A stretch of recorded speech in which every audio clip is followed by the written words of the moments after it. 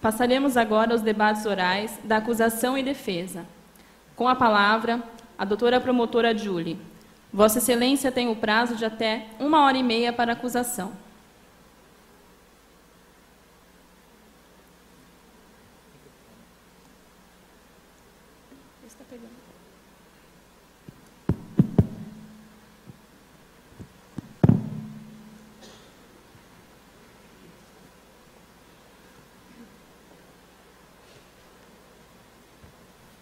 Excelentíssima doutora Lília Margarini, presidente deste egrégio Tribunal do Júri, é uma honra trabalhar com a senhora pela primeira vez sob a presidência deste tribunal. Confesso que sou admiradora da senhora, porque das vezes que assisti, sempre foi muito firme e imparcial. E mesmo em casos com grande apelo midiático como este, a senhora nunca titubeou. Portanto, recebo os meus cumprimentos. Ao excelentíssimo doutor Wilson Oliveira, ilustre representante da classe, a quem nos honra muito compor a tribuna da defesa, advogado renomado e bem conceituado, com amplo conhecimento jurídico, receba também os meus cumprimentos. Bem como gostaria de cumprimentar o excelentíssimo doutor Caercius, que vem somando a tribuna da defesa e que vem demonstrando grande sabedoria técnica ao conduzir as suas defesas. Assim também ao excelentíssimo doutor Antônio Lousada, igualmente uma honra compor a tribuna acusatória e que hoje me acompanha nesta missão, nesta causa, atuando a pedidos da família da vítima para conceder a culpa ao senhor Dilermando de Assis, pela morte do ilustre cidadão, escritor e engenheiro, senhor Euclides da Cunha. Senhores policiais militares, que garantem a segurança e o desenvolvimento regular dos nossos trabalhos, e aos senhores servidores da primeira vara de Peruíbe, recebam também os nossos cumprimentos. Fiquei muito feliz, pois fui muito bem recebida. Os senhores são dotados de uma educação e uma gentileza incomparável. Receba também os nossos cumprimentos. Aos estudantes de Direito da Faculdade de Peruíbe e demais cursos, aos nobres advogados, aos excelentíssimos vereadores e ao presidente desta casa, e a todos os que estão aqui presentes, é uma imensa honra recebê-los nesta noite. Nosso desejo é que saiam daqui com a certeza de que fizeram parte de um momento histórico, um momento importantíssimo para a sociedade, e que desde já sintam-se acolhidos por esta representante que vos fala, e que tem por objetivo defender os interesses coletivos da sociedade. Guardei meus cumprimentos finais justamente aos senhores doutores jurados. Peço licença. Guardei meus cumprimentos justamente para os senhores, que hoje estão aqui, com a árdua missão, a missão de julgar este fato que ocorreu hoje. Os senhores que tão prontamente saíram de seus lares, de seus afazeres, e que hoje se colocam aqui para fazer justiça, para colocar o equilíbrio na sociedade. Assim eu os cumprimento, é uma grande honra tê-los aqui hoje nesta noite. Sem mais, gostaria de começar expondo alguns fatos, para que tenham um pouquinho de entendimento do que aconteceu. O senhor Dilermando, acusado aqui presente, nos informou em seu interrogatório que ele conhecia a senhora Ana, que tinha um relacionamento com ele e que mantinha esse relacionamento há 4 anos com a senhora Ana, casada, com filhos, com o seu Euclides da Cunha. Sendo assim, disse também que tivera 2 filhos com Ana, Mauro, que veio a falecer 7 dias depois de nascido. Porém, como o nosso acusado disse, e até lamento pelo que disse, pois é uma acusação infundada, que o Euclides proibiu Ana de amamentar o seu filho, que Euclides trancafiou Ana e deixou a criança morrer de inanição. Ora, que absurdo! Lamentável esse comentário. Porque se assim o fosse, primeira coisa que deveria ter sido feita era terem denunciado Euclides. Qual é o pai, qual é a mãe, que tendo seu filho morto com 7 dias por inanição, simplesmente se cala, deixa para lá? Ora, sabiam, pelos fatos, como contam as histórias mirabolantes, que Euclides havia enterrado a criança no fundo do quintal. Se assim o fosse, por que não foram lá desenterrar e dar um enterro justo, um enterro digno a esta criança? Pai e mãe deixaram simplesmente a criança apodrecer no quintal?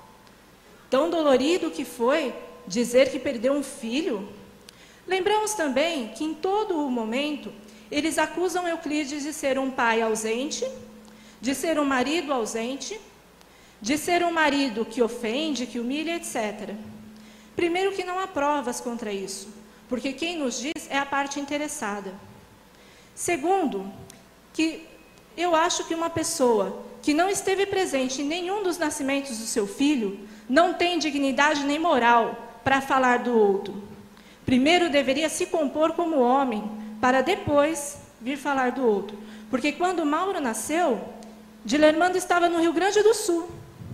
Veio saber da morte do filho quase 8 meses depois. E por isso é que ele diz com tanta culpa que Euclides era ausente. Depois, quando Luiz nasceu, ele também não estava lá. Ele estava de novo no Rio Grande do Sul, na escola militar. Foi saber que Luiz havia nascido 1 ano depois. Portanto, senhores, quero colocar aqui qual será a técnica da defesa. Eles vêm para confundir. Eles querem mostrar casos que não têm nada a ver. A morte de Mauro sequer foi denunciada, sequer deveria ter sido pronunciada neste tribunal. Estamos aqui para falar dos fatos que aconteceram no dia 15 de agosto, onde o senhor Euclides foi morto por Dilermando. Olha que interessante.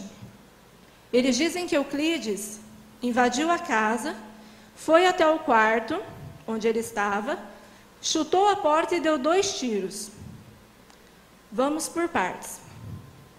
Primeiro, nos autos vocês podem observar que Euclides bateu a porta e foi recebido por Dinorá, que o permitiu entrar na casa.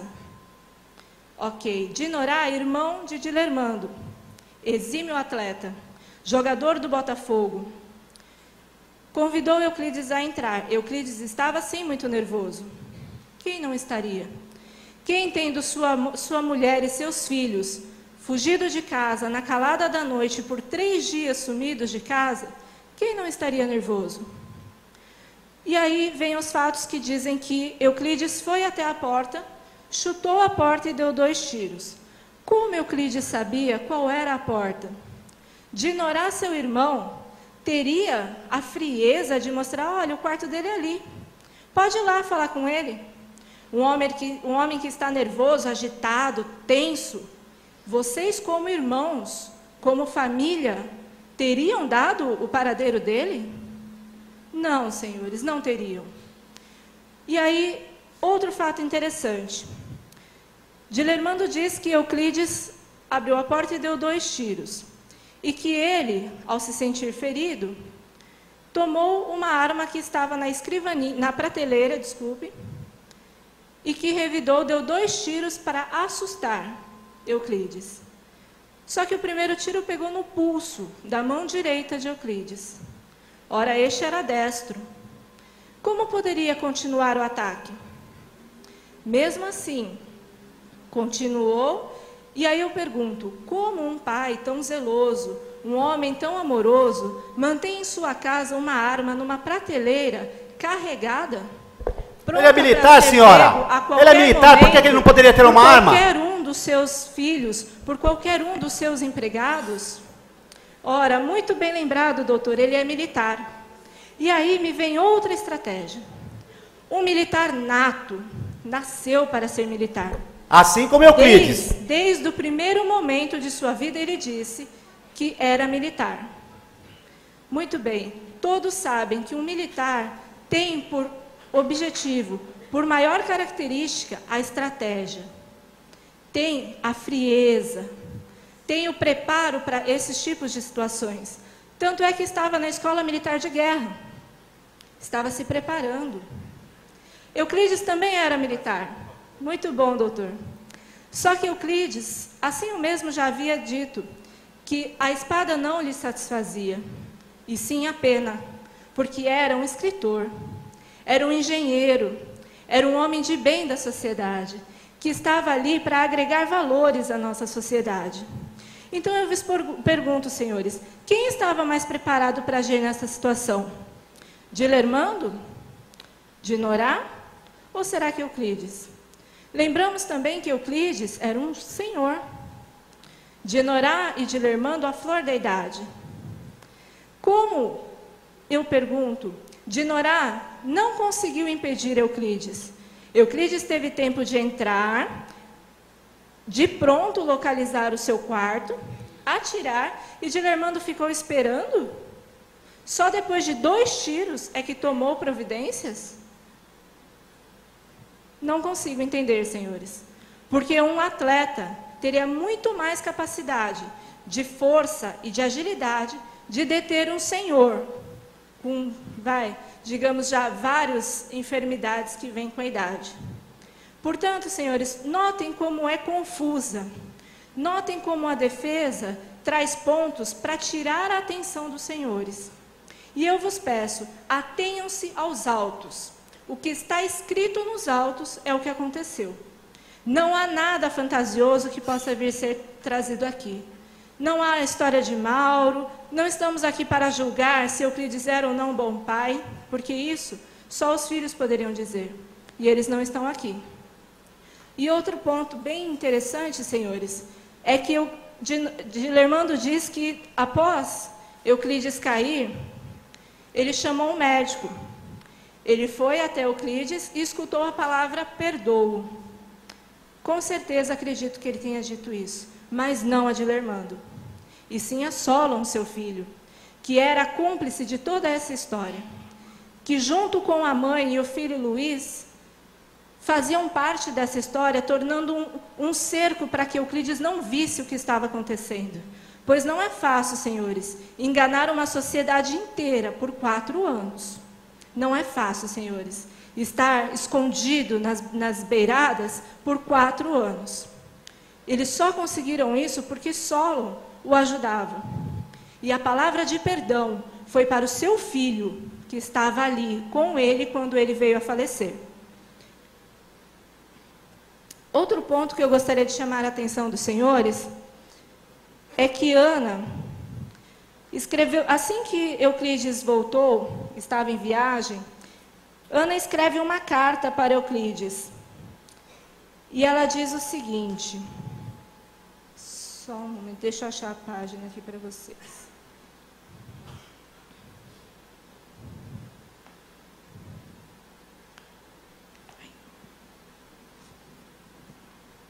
Senhores, se quiserem acompanhar nos autos, na página 14. Ana escreve a Euclides, não sabendo se pelo bem-estar que tinha livre dos maltratos, ou pela falta de carinho que ele a tratava, para prolongarem a separação, devido à incompatibilidade de gênios entre eles, com uma nova viagem, ou mesmo com o divórcio.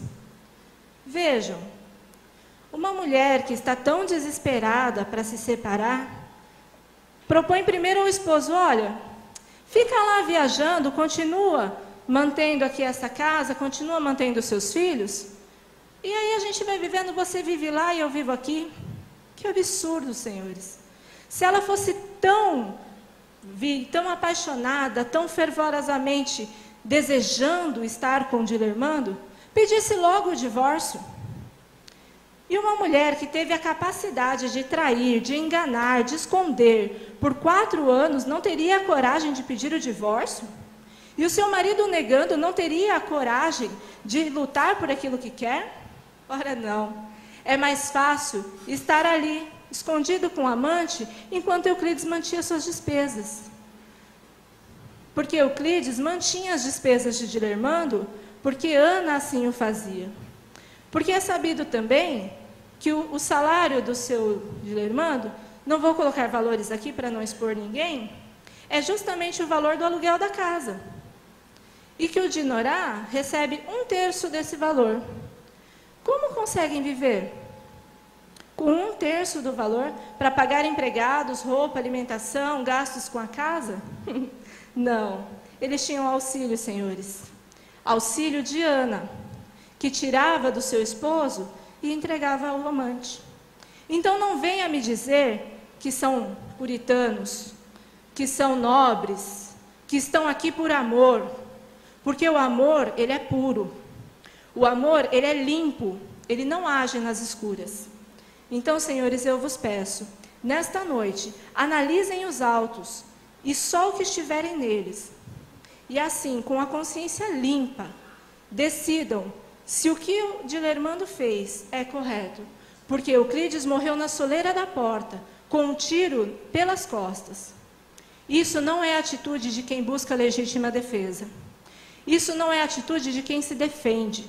Porque o Instituto da Legítima Defesa nos diz que o cidadão ele tem sim o direito de se defender. Porque o Estado ele não pode estar em todos os lugares. E não é possível exigir que a pessoa aguarde o Estado agir para se defender. Então, é permitido ao cidadão fazer cessar ali a agressão, fazer cessar ali o que vem contra ele. Mas não é permitido, em momento algum, o excesso. Não é permitido, em momento algum, usar meios que sejam de excesso. E atirar num homem que já estava se retirando pelas costas, isso é excesso.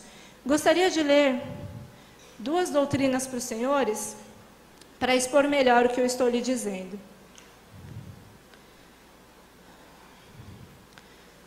Nelson Hungria e Rogério Grego nos dizem o seguinte em relação aos meios necessários. Meios necessários são aqueles proporcionalmente adequados a repelir a agressão. Sustenta que o agente deve pautar sua conduta com base nos princípios da razoabilidade e da proporcionalidade, sopesando a gravidade da agressão e da reação, escolhendo sempre o meio menos gravoso para reprimir o ataque sofrido. Entendamos que Dinorá é um exímio campeão. Poderia, sim, ter parado Euclides, mas não era isso que ele queria. Ele queria terminar com essa situação. Ele queria se ver livre de Euclides. E aproveitou um momento de descuido, de fuga ali de Euclides, e resolveu terminar com o que havia começado. Quanto à moderação, na definição do mestre Assis Toledo, a moderação perdura enquanto dura a agressão. O momento em que o agente faz cessar a agressão contra ele praticada deve ser considerado como um marco para se oferir se a reação foi ou não moderada.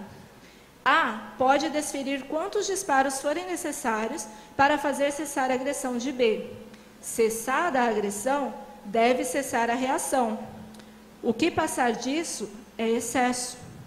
Se o agente continua reagindo, apesar de já cessar a agressão, tem-se uma hipótese de excesso na legítima defesa, de abuso de direito de se defender.